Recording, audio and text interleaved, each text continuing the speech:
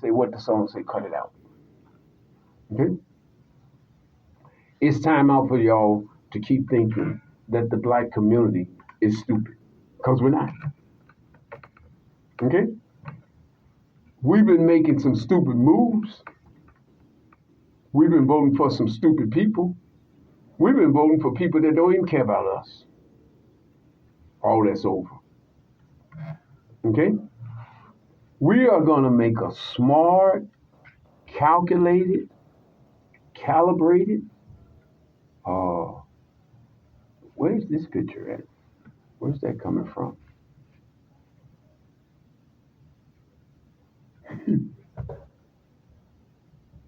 That's so funny. I never noticed that.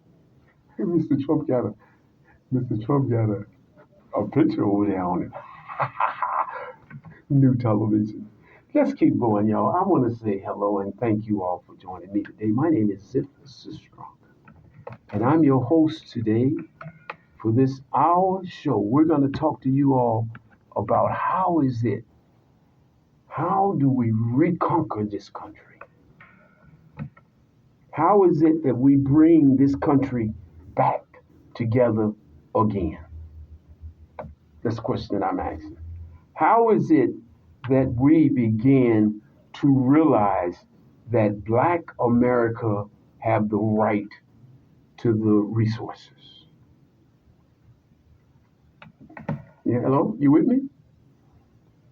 So we want to have a conversation with both men. Our leadership is too fragile.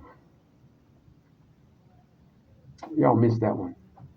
The Black community leadership, when it comes to asking something from either of these men, the Black community, they get weak need.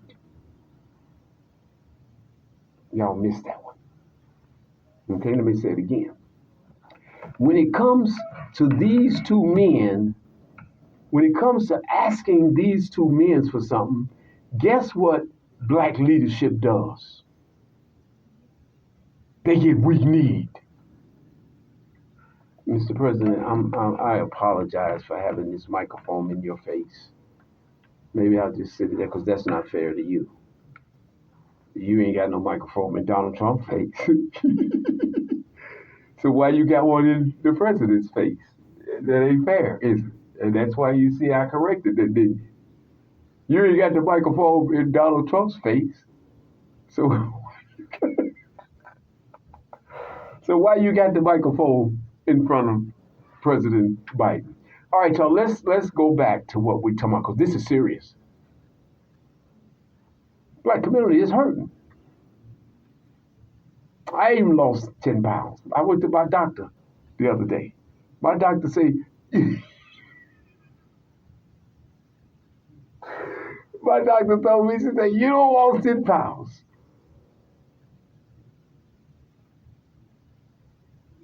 That's a concern. The Black community, we have to be smart. Don't go for that Project 2025 stuff. You think I'm worried about some Project 2025? And don't you be worried about it. Because every time there's an election, somebody is going to come up with something to try to get you scared. Y'all didn't hear that, did you? I'm going to say it again. Every election, somebody come up with something to try to make you scared. First, it was Social Security. They're going to cut your Social Security. Then they're going to cut, somebody said they're going to cut your lights off. Then they say, you know the one that I thought was ridiculous, and it was so insulting to us. When they say they going to put you, when they say they're going to put you back in slavery, stop it. Stop it. Stop insulting us like that. They're going to put us back. They're going to put you back. They ain't going to put me nowhere. And I never say never. Knock on wood, never say never. I ain't gonna never say what they ain't gonna never do. But one thing I will say is that this election, the black community, you have got to wake up. Let me say that again because you didn't catch it.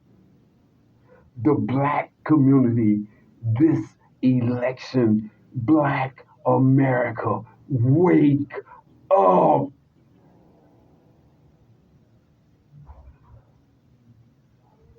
Wake up, black America, and smell the roses, black America. You're the only group of people in this country, black America, that when they come to your doorstep, Mr. President, I'm sorry, I got to have my microphone, Mr. President, I'm sorry. When they come for your vote,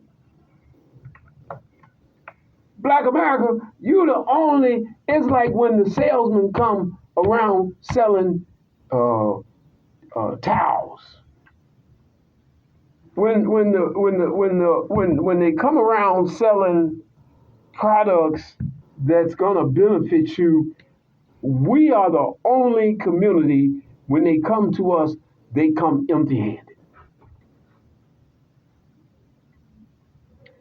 They come with a story. They come with a version when they come to the black community. But that's gonna stop. When white America elected officials come to the black community, they come with poems, rhythm and rhymes, and comedians and entertainers. They don't go to the Jewish community. They don't even go to the Hispanic community with that. They go to the Hispanic community with check in hand. When they come to our community, they want to talk about what was. And we want to talk about what is, and what can be, and what should be. That's what we need to be talking about this election. Clyburn is old news. Anybody listening to Clyburn down in North Carolina, you nuts. This man don't have your interest in hand. He don't know your name. He don't know your hurt. He don't know what life's been like for you. He don't see your kids hungry. He don't even see you as a person. Did you know that? You didn't know that, did you?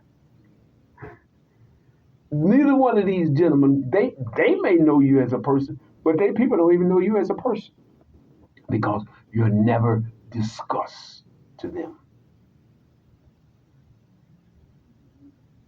You will never see a black elected official stand up in front of Mr. Biden or Mr. Trump and say, Mr. Trump, we deserve reparation. Get that clip, get in touch with me, and I got a couple $100 for you.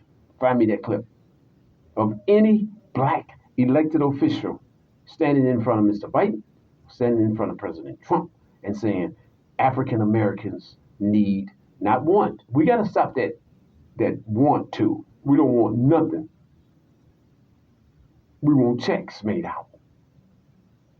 Just as you did with the stimulus program. Just as you did with when you dropped the bombs on Hiroshima, when you dropped those bombs on those people.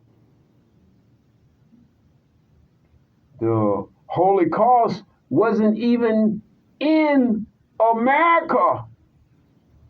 The Holocaust didn't even take place in America. And you still gave reparations to those people, the Jewish community. Holocaust wasn't here in America. That didn't take place here. You thought it took place here in America? No, it didn't. That was in Berlin, Germany. But we're still paying the price here in America.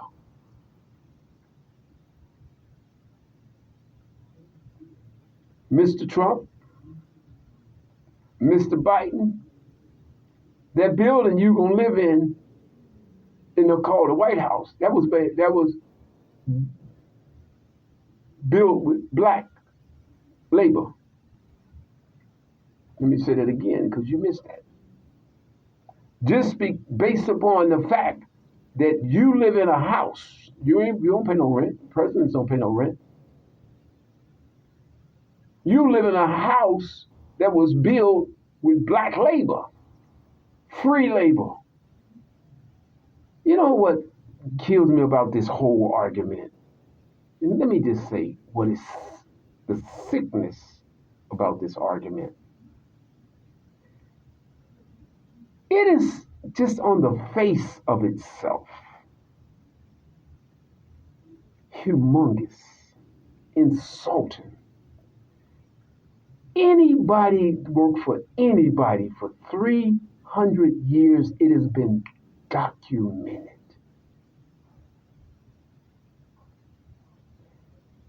And anybody that will say that Black America descendants does not deserve reparation, you are a sick individual.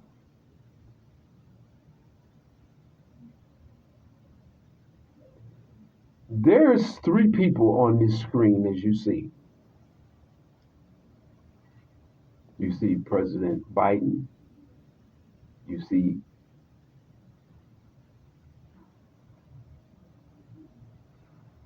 President Trump. And you see me. Which of these three men that you see, y'all with me, stay with me, will give you reparation if they had the opportunity and if they had the choice to give you reparation? Which of these three men do you think would give you reparation? Okay, your answer is very easy and simple. The black guy, right? Now I'm going to ask you a very important second question. I'm going to see how you answer.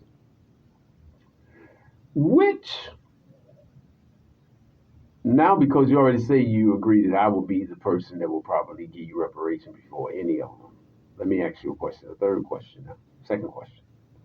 Which of these two men do you think would give you reparation if they had the opportunity? Which do you think? I'm going to let you simmer it a little bit. The second question is which of these two men do you think would give you reparation first if they had the opportunity? Okay? Take your time. Okay, so let's do this then. Since you said, let's just say you say President Biden first. You say President Biden will give me reparation before anybody, I believe. Okay? Or let's say you say President Trump will give us reparation before either men will do that. Okay? So here's what we do. Y'all have to forgive me for what I just did. I'm sorry. Black America, I want you to do me a favor. I don't ask for many favors. And when I do, I always tell people I only want 3 favors for the whole year. I want you to vote with your pocket. That's what white people do. White people vote with their pocket. They don't vote with their mind. White people don't vote with their heart. They don't vote what their cousin think. They don't vote what their pastor think. They don't do none of those things. White people don't do none of those things. White people vote based upon one thing. Am I going to be able to feed Tom, Ted, and Alice? I want you all to do me a favor this election. I want you to vote your pocket. If ain't nothing in it, then it's a simple vote. If you want something in your pocket, then you shouldn't vote like you've been voting. It just don't make sense. Okay? Let me say that again. If you want something, if vote your pocket, okay? Now, if your pocket have something in it, then you vote like you've been doing, okay? Now, if your pocket don't have nothing in it, then I think you should need to be voting another way. You shouldn't be voting like you normally be voting because that's stupidity.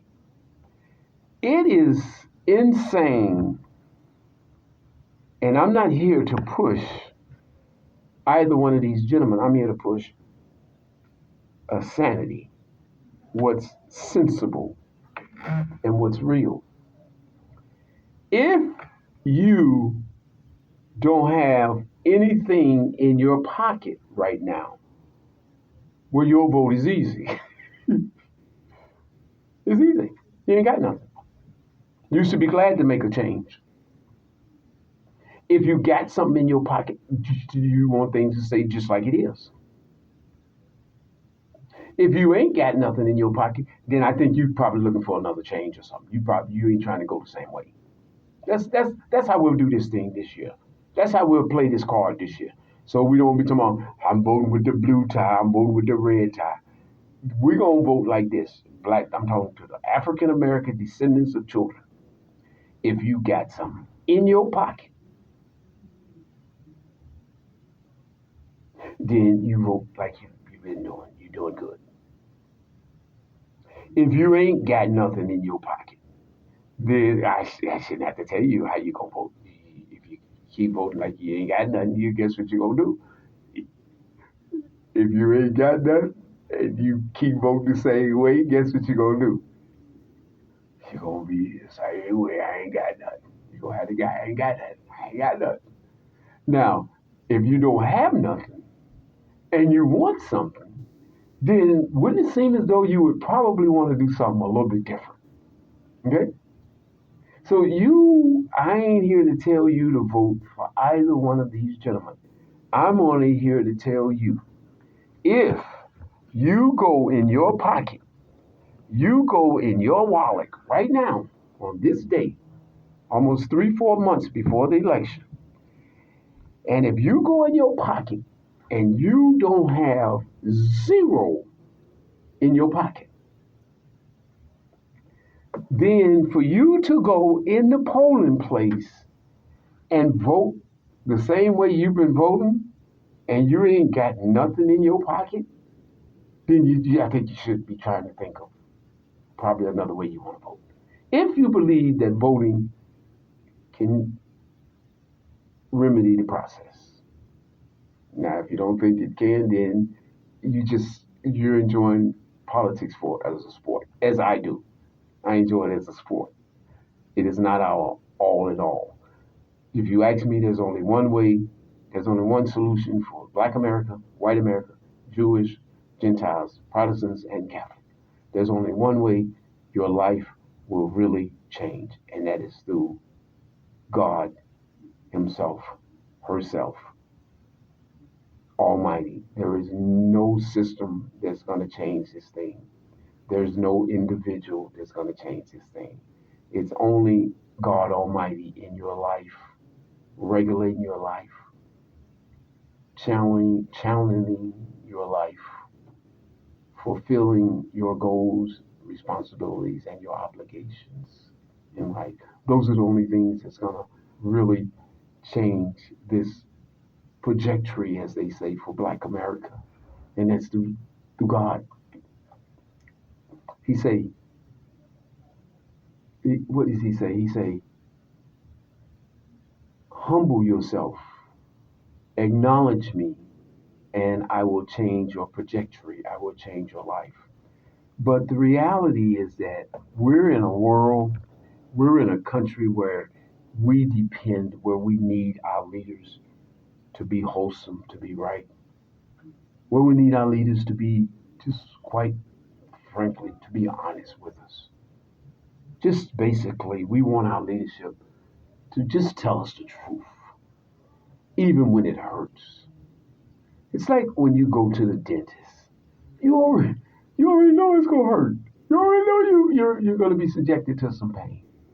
And that's what we're asking our candidates that are running for office.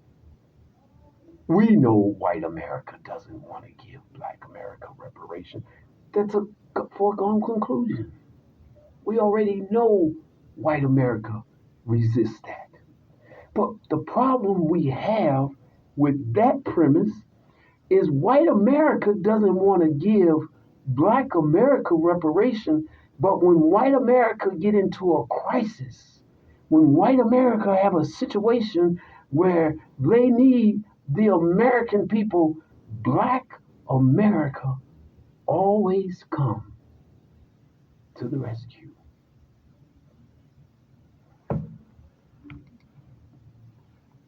White America, black America needs you also. We don't just want you, white America. Black America needs you.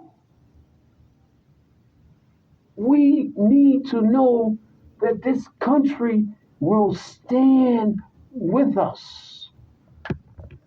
I'm talking to it right now. I don't want to talk to black America right now.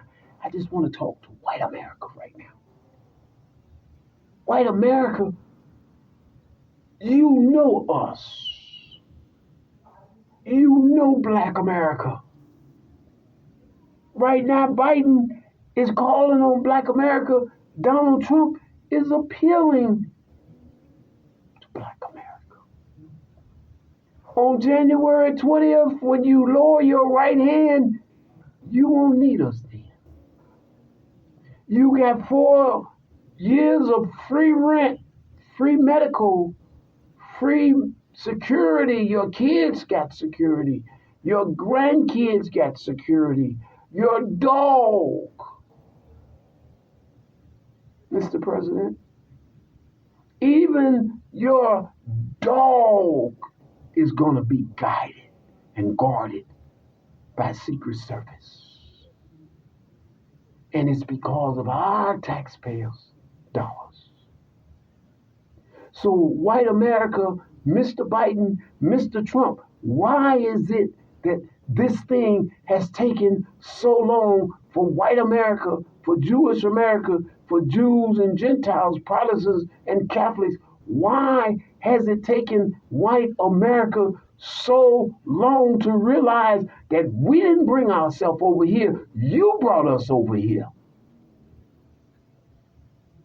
So you should pay for the cargo, you should pay for the gas, you should pay for the workers, and you should begin to pay for the labor. Mr. President, when you lay down in that White House tonight, President Trump, if you get back into that White House, it's a little doubtful right now. The people is doubting you right now. And Mr. Biden, they already been doubting you. But when you lay your head, when your wife, when the cooks lay their head in that White House, you're going to lay their head in some cement, some concrete that was built by black America. And don't you ever forget that, Mr. President. Don't you, your wife, your kid, your auntie, your ancestors, your cousins, your great-grandma, your mama, or your daddy. Mr. President, as long as you are the president of this country, don't you ever forget those bricks that you walk up to that helicopter, those bricks that you walk up to Congress, those cements that made those congressional offices, those were built by black labor and black sweat and black headaches. And don't none of you all ever say that black America does not deserve reparation. I am here to tell you that neither one of you all are going to get our vote until it has been decided at these conventions that the African American community deserves, shall, and will get reparation in this country as a form of repair in this country and repairing its people.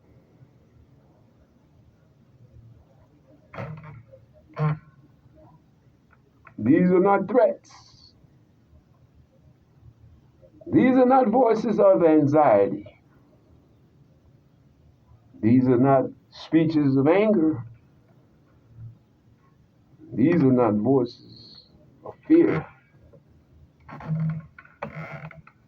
These are voices of those who have been done wrong.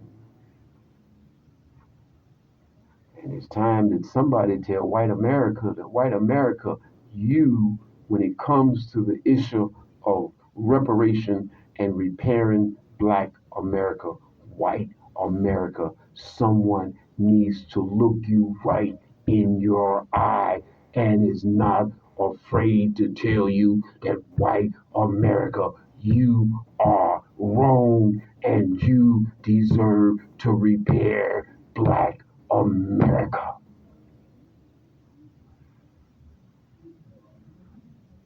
I will not bite my tongue.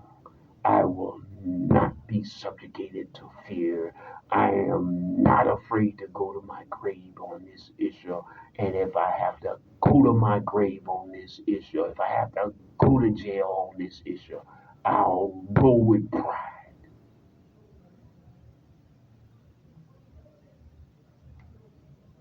Mr. Rogers, Kermit the Frog, even a shark in the waters of these countries will have the intelligence to know that black America deserves to be repaired. So while our leadership continues to get out there and deceive black America and continues to get out there and talk about abortion, yes, abortion.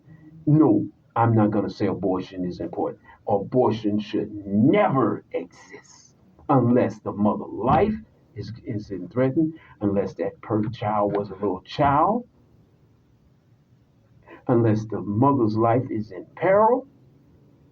If those are not the situation, if it's rape, if the life is in peril, or if it's a little child, otherwise, you're going to have that damn baby.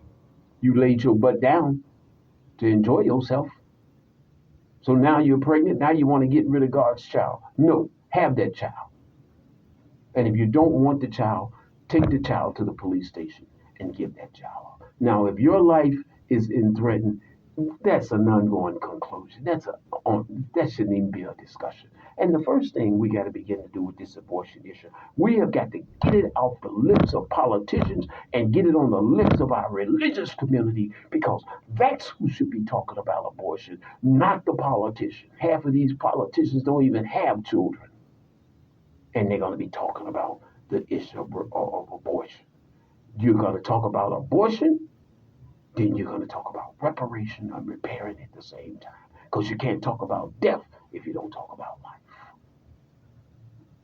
Y'all hear me out. Again, we are not playing with these people. On November 20th, on November 5th, on election day, Black America, we're going to be very proud to go to the voting polls, because we're going to vote with either President Biden or we're going to vote with President Trump. But more importantly, we're going to vote our pocketbook. If white America can vote their pocketbook, then black America can vote our pocketbook. And it's a very simple choice. Both of these men, none of the press seem like they're asking the reparation, repair, and black America question. Nobody in the press is doing it. I'm the only media person that's doing it, that talks consistently, ongoing, about repairing black America. I am the only personality, I am the only media person that continues to talk about repairing black America. You can't say nobody is doing it, because nobody is not doing it. Not the mayor of New York, Adams, not the mayor Johnson, not the mayor, not the vice president. We were so happy about her becoming the vice president, most women, most black voters were, that we thought the same thing with Obama. We thought that we were going to get in there and with Obama, we were going to get our reparations. You know what? Let me tell you something that is so sickening about black leadership in this country. Not only are they cowards, yes, that's what I said. Not only is black leadership in this country cowards. They don't even have two ping pong balls. The men. The women don't have to. If the women, black elected officials, were cowards, I can accept that. But I cannot accept a black male being a coward the way you've been treated in this country. You really have nothing left in this country but to die. So just worse, you should be dying for something. I'm calling on President Biden. I'm calling on President Trump. You can repair the Iranian people. Let me tell y'all something. Y'all President Barack Obama, Hussein Obama, gave $6 billion through Congress to the Iranians. The reason he did it because he's Muslim.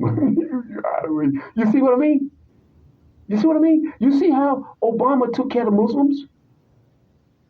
When the President Obama came into office, guess who he gave his very first interview to? Look it up. When Obama came into office, the very first interview he gave to was, it's a news company called Al Jazeera. That was the first interview that President Biden did, not Biden, Obama did, was with a Muslim news outlet when he came in office. Now let me show you the last thing he did when he left office. He looked out for the Muslims again. He made $6 billion available for the Iranian people to have. Iran is Muslims, and guess who Iran hates more than anybody? Is Israel. I want you to look up a program. It's called Frontline. And I want you to look up the one where they show the president, when they show Putin, how he dealt with each president. And when he got to President Obama, he always said, I don't want to get this conversation on President Obama. President Obama could have helped us, and he decided not to. Putin thought Obama was a joke. And the reason he thought Obama was a joke because Obama tried to come in and lecture him, and he said he didn't think that this country would, he said he didn't think that this country would elect a black man as president. And he thought Obama was a joke. But I want to go back to the reason I'm talking about Obama is because Obama did two things to signal who he was for. The first interview he did when he took office, he went and did an interview with the Muslims. Okay?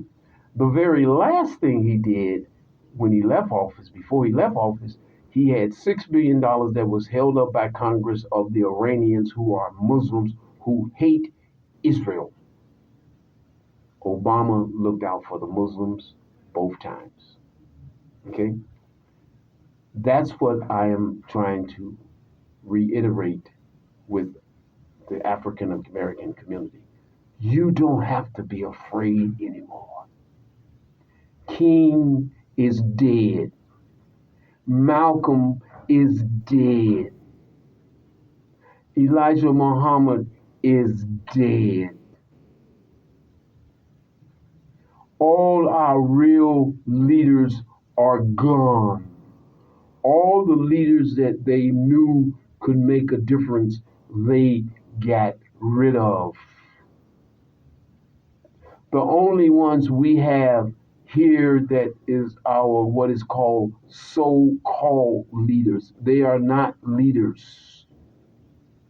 If they were leaders, they wouldn't be afraid to tell either of these gentlemen that the African American community needs to be repaired.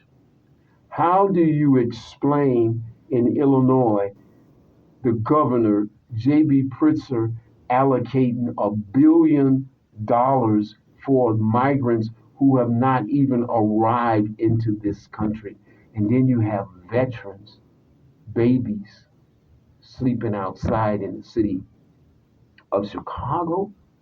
And you're going to tell me it's about a Democratic Party or Republican Party. You are just as sick as they are. Now, I want to say something to you all, because I have nothing to lose in this ball game. I don't give a damn about this gentleman, and I don't give a damn about this gentleman. And the reason I don't give a damn about this gentleman, and I don't give a damn about this gentleman, because this gentleman on this side don't give a damn about me or my people, and this gentleman on this side, he don't give a damn about me or my people. And when my people begin to realize that these people don't give a damn about us, then we will begin to realize that we can improve our lot on this earth. Now, if I have offended you by swearing, I humbly apologize and I ask you to forgive me for my language. But I am not taking back one word of what I said. I am not going to capitulate on one thing that I said today. Again, I don't mean it as a human being when I say that our elected officials are cowards. I mean they're political cowards. So you can see I'm not joking. You see my eyes. I am not here to disrespect Mr. Biden. I'm not here to disrespect Mr. Trump, President Trump. I'm here to tell both of them that the jig is up. The Democrat, every time it gets to be an election, you all have got to go and get the Crips and the Bloods and the Blackstone Rangers and the Disciples and scare our people. The jig's up. We ain't scared no more. President Trump, I know you're a good man based upon what you think about your family and how you treat your family. I've heard the stories. I've heard the stories that you're a very soft man, that you just don't like to project that out in the general public. These are some of the things that I've heard. I've seen you talk to people and look them in the eyes and want to help them. I've seen those things. But, Mr. President, I got to be honest, that don't mean nothing to Black America. I know when Reverend Jackson used to call you and say he's having the Wall Street week, and you say, okay, have it at Trump Tower and don't charge him in the dime, and then still write him a check out for $100,000. These are some things that I know. But, Mr. President, I have to be honest with you, that ain't enough. Because you gave Jesse Jackson a check, or because you gave the Goodwill a check, Mr. President, that ain't enough, Mr. President. Mr. President, one of you men have got to have the courage, have got to be Christian enough, has got to be Jewish enough, has got to have the faith enough. Just, Mr. Trump, just like you are, you roll over for Israel. Mr. Trump, you roll over for Israel, and you should. President Trump, when it comes to Moscow, when it comes to China, you roll over for Pyongyang.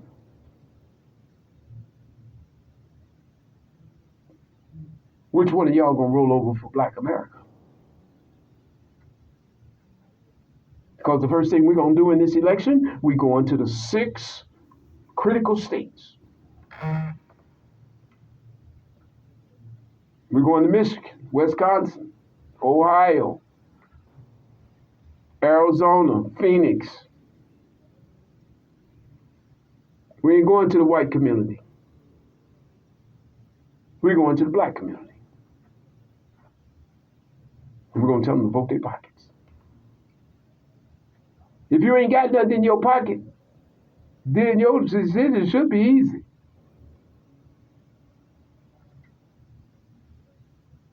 If If you got something in your pocket, then it should be easy too.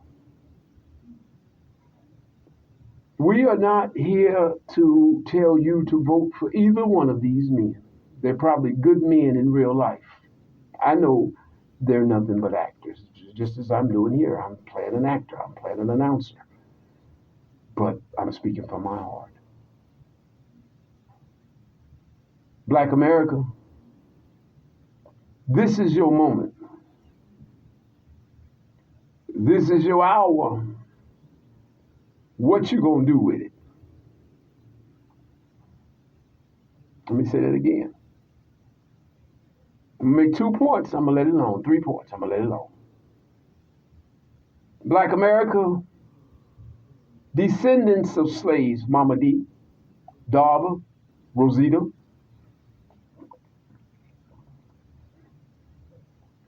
descendants of slavery. When those ships left Budapest, when those ships left the shores of Africa, they had our people on them.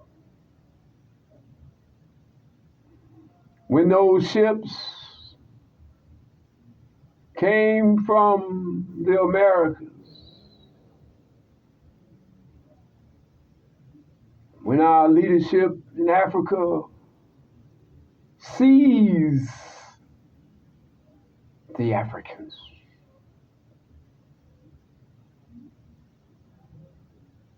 gave us to a person who would become our masters.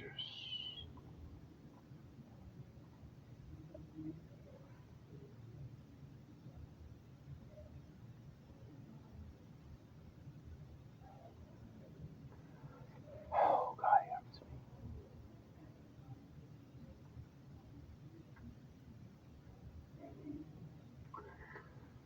You know the part of this thing that hurts me more than anything is when you have white friends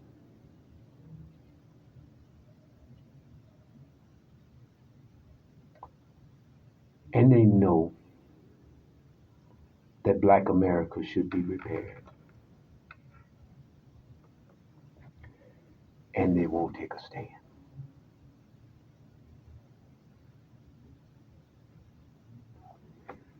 You know, I'm gonna I'm gonna wrap this up because I don't want to get emotional because that's what we don't want to do.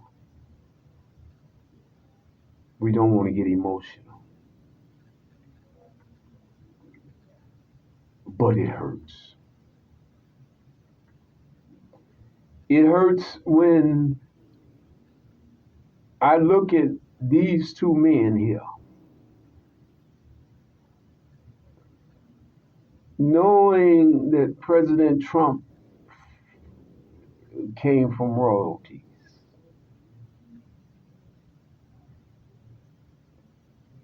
And then when I look at Mr. Biden, Irish, two Irishmen. We fighting over two Irish.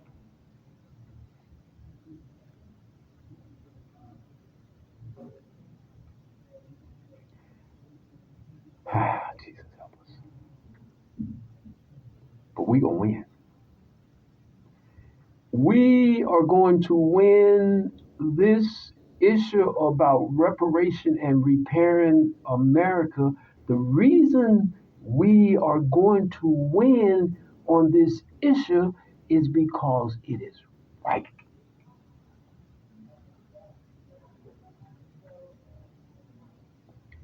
Any people that works for another people for 300 years and receive nothing. You can't tell me that if the person who worked for me and I owed him a check, and if he's not there, then the check go to the next of kin. We are the next of kin.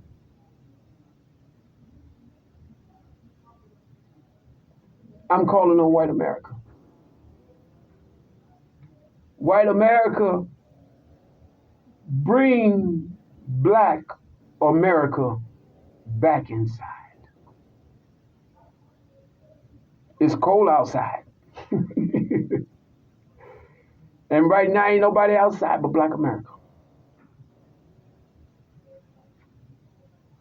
Somebody will say to me that, well, Ziff, it sounds like you're begging.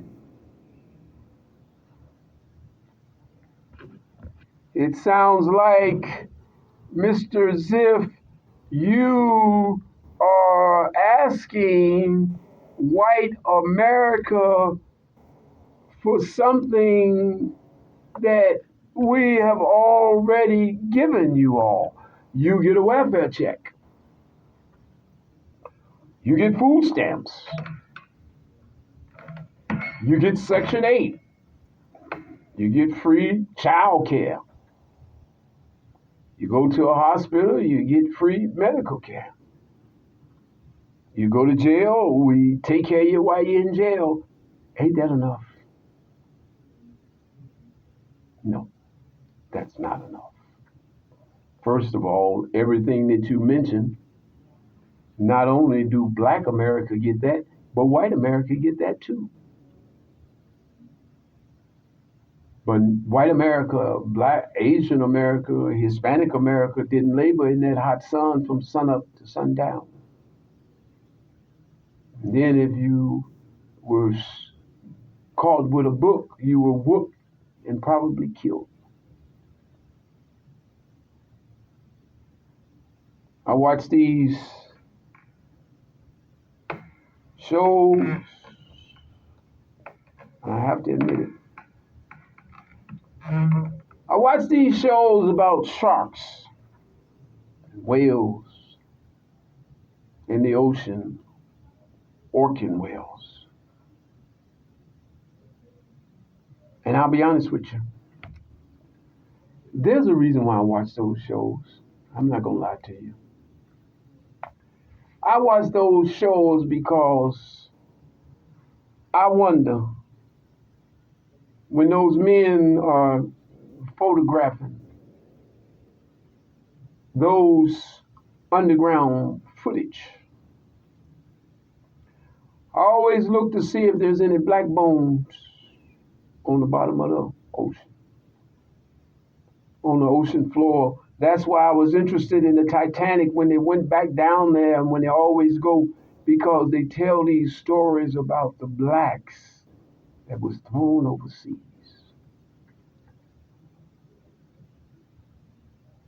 You rebuild, they threw you over the seas, over the boat, for the whales and the sharks and the orcas, the alligators. It's been a rough road coming to this country. I want to close out.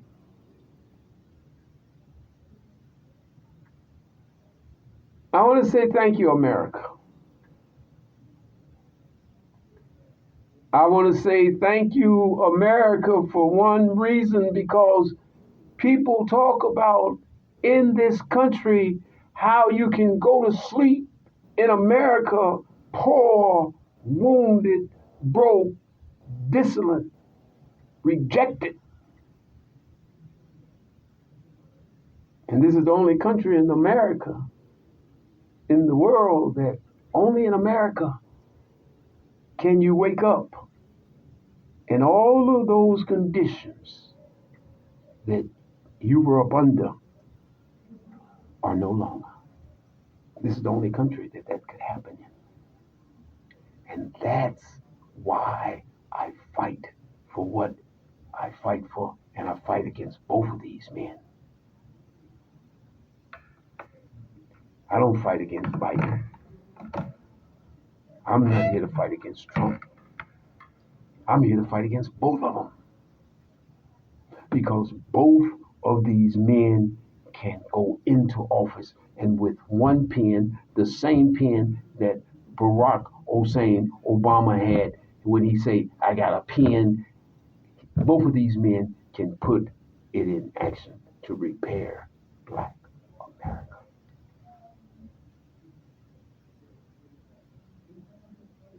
So the question becomes, who do we vote for? I'm telling you to vote your pocket. Pull your wallet out right now. Pull your wallet out. And if ain't nothing in it, your vote is easy. And then if you got something in it, your vote is easy again. I want to close out with just saying thank you all. It has not been easy shifting gears. Some of you who know me know that I love sports. You know, I like to talk about sports. I like to talk about positive issues, things that will help bring Black America back to where we once was. We were the beacon light of this country. We were the hope of this country. And we will be again. We will be again. Those of you who have listened to me, I don't even know if I told you my name, Ziffzone. A young man who has been involved in his community since he was 11 years old. Look it up, The Wall of Respect. Rebecca Zorick. Get the book, Rebecca Zorick. James Gurrock, The Silver Bullet. James Gurrock. Get the book. Get the book, The Wall of Respect. Rebecca Zorick, The Silver Bullet. James Gurrock. Yes, we have been around a long time, and we're not willing and we're not ready to give up yet. God has sanctioned us for this moment. God has thrust us into this moment for his edification, his house. Love you, Ed Michael, Judge Michael. Love you, bro. I hope I've been hope for you, as Jesse would say. I hope that I have been somewhat impressive as a orator. That's deep, but I hope I've been good, and I hope I've been good for this issue. This is an issue that Cam Howard stepped out on years ago. This is an issue that Will Crosby and his brother stepped out on years ago. This is an issue that Beatrice Boyce is on top of, her and Dr. Wilson and Mr. The Sixth Ward Alderman Sawyer. That reparation commission in Chicago that exists because of Sawyer. Everybody say Sawyer didn't do nothing in the Sixth Ward. Sawyer might be putting a check in your pocket, and he's not even in office because of his tenacity. Beatrice Boyce, the chairman of the Chicago Reparation Committee. This Saturday, you all, this Saturday, join us at Kennedy King College at 10 o'clock. That's 740 East West 63rd in Halsted. Kennedy King College, 63rd in Halsted. 740 West 63rd Street. Come join us as we talk about reparation in the Black community. We're talking about reparation for the African American community in Chicago this Saturday at 10 a.m., 740 West 63rd. That's 63rd in Halsted, Kennedy King College. Please join us as we bring about the issue of reparation here in America and specifically in the state of Illinois. Once again, join Will Crosby and Beatrice Boyce and the Illinois Reparation Commission as they have a hearing at 10 o'clock on this Saturday at 740 West 63rd Street at 10 o'clock. Join Beatrice Boyce and Will Crosby and the Illinois Reparation Commission as they have a public hearing at Kennedy King College. Won't you join us? Won't you be part of this movement as we begin to talk to both of these gentlemen about how is it that Black America can be repaired? Those of you, I want to say thank you. I want to say what you have done for me as an individual to give me the opportunity to speak on this issue. Mr. Will Crosby, God bless you, your late brother, Beatrice Boyce, Beverly Miles, P. Ray, all of the people who are fighting to get Black America some means of reparation, but I call it being repaired. Because once we repair Black America, then we're going to repair all of America. I want to personally just say to you, I want to say thank you, first of all, those of you within the sound of my voice. Those of you, Adriana Collins, Stephen Collins, the Colberts, the Collins, the Higgins, the Rallies, the Lewises, the Hudsons, the Hendrys, the McAfees, the Hendrys, the Perlins, the Sistrons, the Pearsons, the Reeds, all of you who will never know how your prayers for this lone soldier, how is it that who would have believed it? But yes, I'm here to tell you that your prayers so far, they've gotten through. God is hearing us. God is listening from a distance. Cheryl, from a distance. God is listening. God is hearing Black America from a distance. He's hearing Black America telling white America, we need you, white America. White America, there's been no country, no people, white America, that has stood with Black America the way white America has stood with us. White America, I'm going to get in trouble for saying this, but I'm going to say it anyway. We love you. I know they're going to marry me for that one. I know they're going to say, no, you did not say that. But yes, I did. You can't love Black America. You can't say you love this country. You cannot say that you love this country and then turn around and say, I don't like white America. What reparations will do in this country, reparations will bring together both of the races. When we begin to bring together all of those of us who believe that reparation is the answer to all of us coming together as one, then we all will begin to say, thank you and I love you. My producer just gave me the signal. I'm going to say this show was about one thing. This show was about telling white America. Because white America needs to hear that right now.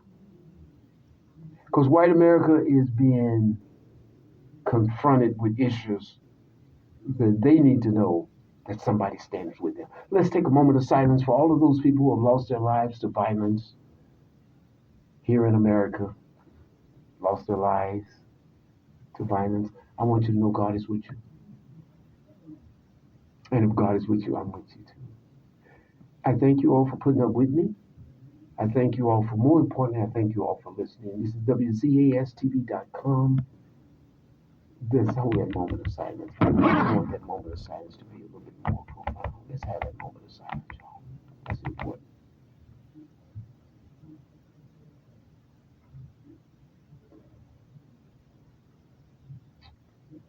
We thank you. Enough said. I don't normally tell people I love them because you got to really mean it. I'm grateful to you all. I'm thankful for you all helping me become who I am. 60 years almost in television. Coming up on 60 years since I was 11. I'm 67 now. Almost over 55 years in television. That's a long time. Love you. And you too.